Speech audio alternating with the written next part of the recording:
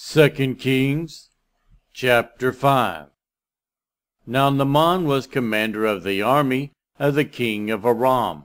He was a great man in the sight of his master, and highly regarded, because through him the Lord had given victory to Aram. He was a valiant soldier, but he had leprosy. Now bands of raiders from Aram had gone out and had taken captive a young girl from Israel, and she served Naaman's wife. She said to her mistress, "If only my master would see the prophet who is in Samaria, he would cure him of his leprosy." Naaman went to his master and told him what the girl from Israel had said. "By all means go," the king of Aram replied. "I will send a letter to the king of Israel." So Naaman left, taking with him 10 talents of silver, 6,000 shekels of gold, and 10 sets of clothing.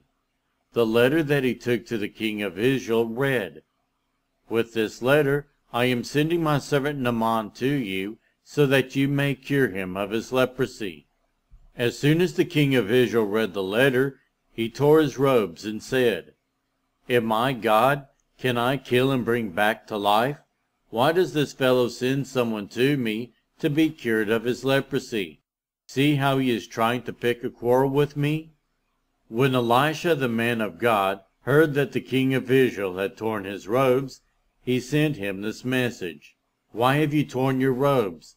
Have the man come to me, and he will know that there is a prophet in Israel." So Naaman went with his horses and chariots, and stopped at the door of Elisha's house. Elisha sent a messenger to say to him, "Go, wash yourself 7 times in the Jordan, and your flesh will be restored, and you will be cleansed." But Naaman went away angry and said, "I thought that he would surely come out to me, and stand and call on the name of the Lord his God, wave his hand over the spot, and cure me of his leprosy. Are not Abana and Pharpar, the rivers of Damascus, better than all the waters of Israel? Couldn't I wash in them and be cleansed?" So he turned and went off in a rage. Naaman's servants went to him and said, "My father, if the prophet has told you to do some great thing, would you not have done it? How much more then, when he tells you, 'Wash and be cleansed'?" So he went down and dipped himself in the Jordan 7 times, as the man of God had told him, and his flesh was restored and became clean like that of a young boy.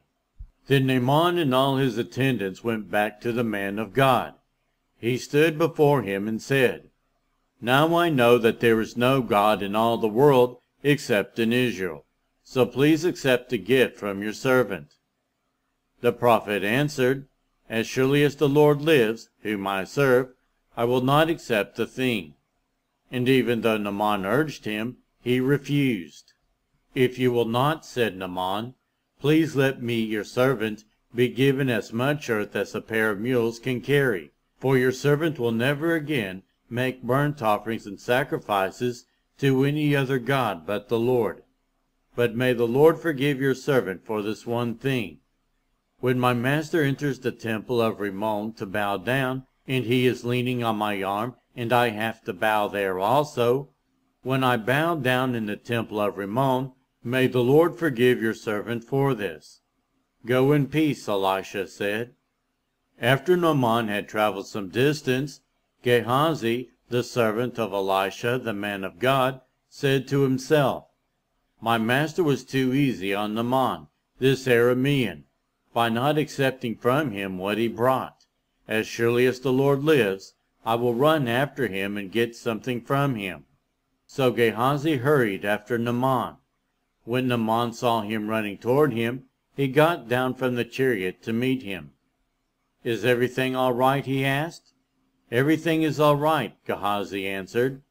"My master sent me to say, 2 young men from the company of the prophets have just come to me from the hill country of Ephraim. Please give them a talent of silver and 2 sets of clothing." "By all means take 2 talents," said Naaman. He urged Gehazi to accept them, and then tied up the 2 talents of silver in 2 bags, with 2 sets of clothing. he gave them to 2 of his servants, and they carried them ahead of Gehazi. When Gehazi came to the hill, he took the things from the servants and put them away in the house. He sent the men away, and they left. When he went in and stood before his master, Elisha asked him, "Where have you been, Gehazi?" "Your servant didn't go anywhere," Gehazi answered. But Elisha said to him, "Was not my spirit with you when the man got down from his chariot to meet you? Is this the time to take money or to accept clothes, or olive groves and vineyards, or flocks and herds, or male and female slaves? Naaman's leprosy will cling to you and to your descendants forever." Then Gehazi went from Elisha's presence, and his skin was leprous. It had become as white as snow.